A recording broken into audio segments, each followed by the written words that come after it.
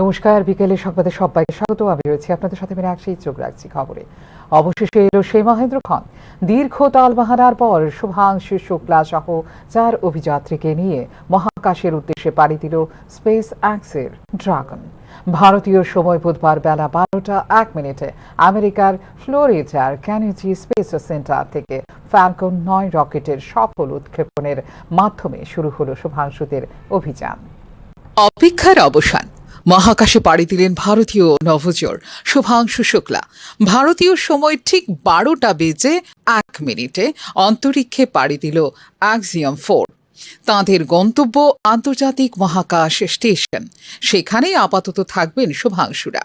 সেখানে বিভিন্ন পরীক্ষা নিরীক্ষা চালাবেন তারা। নাসা এবং ইসরোর যৌথ উদ্যোগে এই কাজ করবে 4 সদস্য বিশিষ্ট মহাকাশচারীদের এই দলটি। উল্লেখ করা যেতে পারে, এই অভিযানের মাধ্যমে ভারতের নিজস্ব স্পেস মিশন গগনযানের ভিত্তিপ্রস্তর স্থাপন করবেন শুভাংশু শুক্লা। স্পেস এক্সের তৈরি ড্রাগন মহাকাশযানে চেপেই আমেরিকার ফ্লোরিডা থেকে আন্তর্জাতিক মহাকাশ কেন্দ্রের উদ্দেশ্যে রওনা দিলেন শুভাংশু সহ 4 মহাকাশচারী। প্রথমেই ঠিক ছিল 25 মে শুরু হবে অভিযান, কিন্তু তা পিছিয়ে করা হয় 8 জুন। এরপর থেকে বারবার পিছিয়েছে যাত্রার তারিখ। শেষবার দিন ধার্য হয়েছিল 22 জুন। শেষ পর্যন্ত পিছিয়ে যায় তাও। অবশেষে বুধবার এলো সেই মহেন্দ্রক্ষণ। এদিন কাউন্টডাউন শেষ হতেই দেখা যায় অগ্নি উদগীরণ করতে করতে উপরে উঠছে মহাকাশ যানটি। সেই মুহূর্তে হাততালি ও হর্ষধ্বনিতে ভরে যায় চারপাশ। ফ্যালকন 9 ড্রাগনকে অরবিটে পৌঁছে দেওয়ার পর প্রথম স্টেজটি ফিরে আসে নির্ভুল ল্যান্ডিংয়ে। দ্বিতীয় ধাপ শুরু হওয়ার সঙ্গে সঙ্গে এগিয়ে যায় ড্রাগন। এবার তার গন্তব্য আন্তর্জাতিক মহাকাশ স্টেশন। বুধবারের এই দিনটা অনেককেই মনে করিয়ে দিচ্ছে ভারতের প্রথম নভোচর রাকেশ শর্মার মহাকাশে পাড়ি দেওয়ার কথা। সেটা ছিল 1984 সাল। দীর্ঘ 41 বছরের ব্যবধানে ফের মহাকাশের উদ্দেশ্যে পাড়ি জমালেন আরেক ভারতীয়। বেসরকারি সংস্থার উদ্যোগে আন্তর্জাতিক স্পেস স্টেশনে গেলেন ভারতীয় বায়ুসেনার গ্রুপ ক্যাপ্টেন শুভাংশু শুক্লা।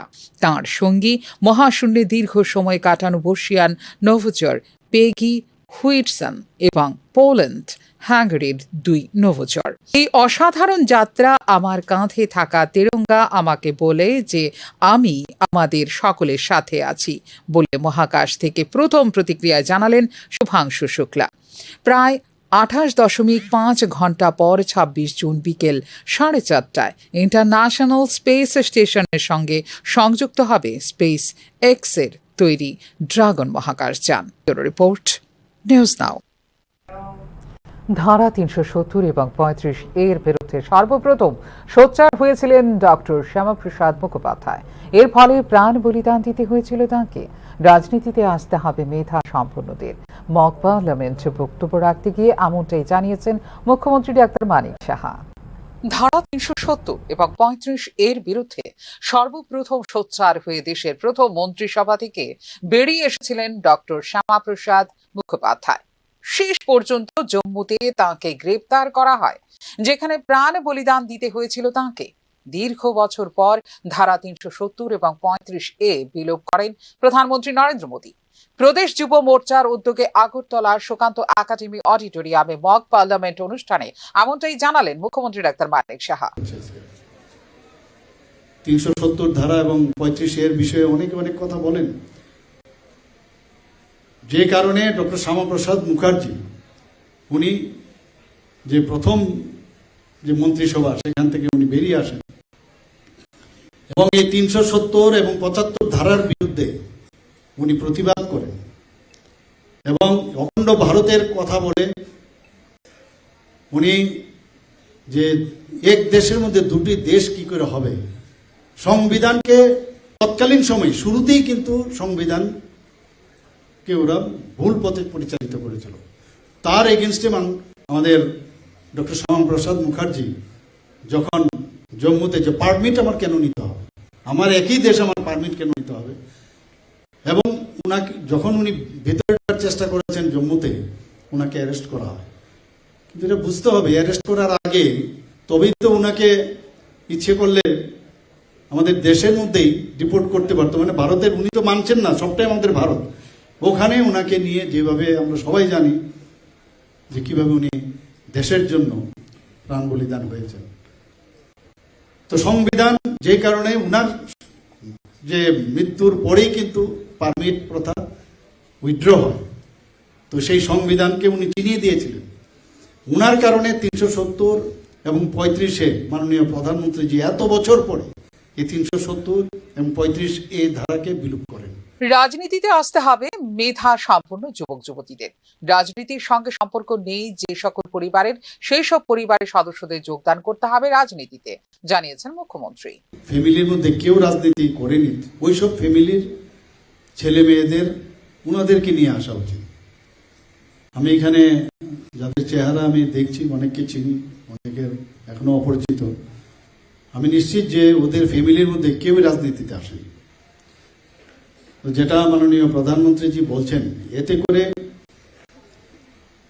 যারা মেরিট আছে, যাদের মধ্যে এই দেশ এবং রাজ্যের জন্য কিছু দিতে পারবে, এবং রাজনৈতিক যে একটা অবস্থা বা পরিবেশ বা পরিমণ্ডল তৎকালীন সময় 35 বছর এবং কংগ্রেসের 5 বছর মাঝখানে জোটামন বা তার আগেও এমন একটা অস্থির একটা পরিবেশ অনেক ফ্যামিলির থেকে রাজনীতিতে আসার জন্য কোনো অবস্থায় সেটা মান্যতা দেয়নি।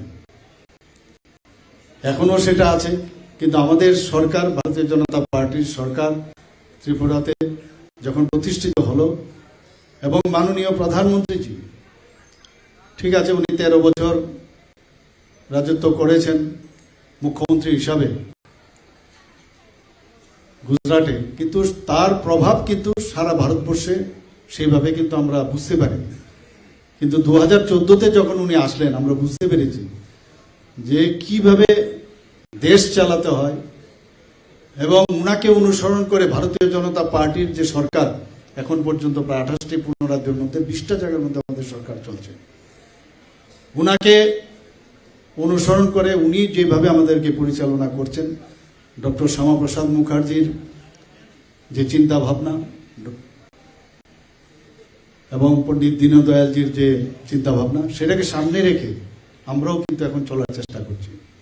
জরুরি অবস্থায় 50 বছর পূর্তি উপলক্ষে দেশের 100টি স্থানে 25 জুন থেকে 27 জুনের মধ্যে এই ধরনের মক পার্লামেন্ট আয়োজনের সিদ্ধান্ত নিয়েছে ভারতীয় জনতা পার্টি। জরুরি অবস্থাকে ভারতীয় গণতন্ত্রের ইতিহাসে একটি কালো অধ্যায় হিসেবে বর্ণনা করে আয়োজিত হচ্ছে এই mock parliament. Bureau report, news now. জনজাতিদের ঘৃণা করে বিজেপি বলে যে মন্তব্য করেছেন বিধায়ক সুদীপ রায় বর্মন, তা 100% সত্য বলে জানিয়েছেন সর্বভারতীয় আদিবাসী কংগ্রেস চেয়ারম্যান ডক্টর বিক্রান্ত ভুঁড়িয়া। বুধবার ত্রিপুরা প্রদেশ কংগ্রেস ভবনে আয়োজিত সাংবাদিক সম্মেলনে সরকারি আবাসে সুদীপ রায় বর্মন আক্রান্ত হবার ঘটনাকে বিজেপির কাপুরুষতা বলে মন্তব্য করেন ডক্টর বিক্রান্ত ভুঁড়িয়া। মধ্যপ্রদেশে আদিবাসীর ওপর বিজেপির নির্যাতনের সাক্ষী তিনি নিজে বলে এদিন সাংবাদিক সম্মেলনে জানিয়েছেন মধ্যপ্রদেশের বিধায়ক সর্বভারতীয় আদিবাসী কংগ্রেস চেয়ারম্যান ডক্টর বিক্রান্ত ভুঁড়িয়া। উল্লেখ করা যেতে পারে, এসসি, এসটি ও ওবিসিদের নিয়ে বিজেপির মনে অফুরন্ত ঘৃণা জমে রয়েছে। ফলে সুদীপ রায় বর্মনের বিতর্কিত মন্তব্যের জেরে বুধবার তার সরকারি আবাসের সামনে বিক্ষোভ প্রদর্শন করে জনজাতি মোর্চা। आज की जो घटना हुई है ये दिखाता है कि बीजेपी कितनी बड़ी कायर है। आज एक विधायक पर हमला करा जाता है, क्यों करा जाता है? क्योंकि वो सच बोलने की ताकत रखता है। सुदीप राय बर्मन जी ने जो कहा 100% सही है। राहुल जी ने ये पहले ही कहा था, जो भी इस देश में दलित, आदिवासी, गरीबों, पिछड़ों की आवाज उठाएगा उस पर बीजेपी हमला करेगी। और आज की जो त्रिपुरा में घटना हुई है ये उसका सबसे जीता जागता उदाहरण है। जब सुदीप राय बर्मन जी ने कहा कि बीजेपी के लोग आदिवासियों पर पेशाब करते हैं, तो ये 100% सही है। मैं उसका खुद चश्मदर्शी। मध्य प्रदेश की ये घटना है, मध्य प्रदेश के सीधी जिले की यह घटना है। मैं मध्य प्रदेश से झाबुआ का विधायक हूं, चुनाव जनप्रतिनिधि हूं, और आज राष्ट्रीय आदिवासी कांग्रेस के राष्ट्रीय अध्यक्ष के नाते आप सबके बीच में आया हूं। जब ये घटना हुई थी उसमें कौन लोग शामिल थे? उसमें भाजपा का जो विधायक प्रतिनिधि है वो खुद शामिल है। और ये सबसे बड़ी बात इसमें ये है कि जो लोग इसमें शामिल थे वो सीधे सीधे विधायक का प्रतिनिधित्व कर रहे थे सीधी जिले। এখনকার মতো এই মুহূর্তে সংবাদ এই পর্যন্ত। আপডেটস দেখার জন্য অবশ্যই নজর রাখতে হবে নিউজ আর পর্দায়। নমস্কার।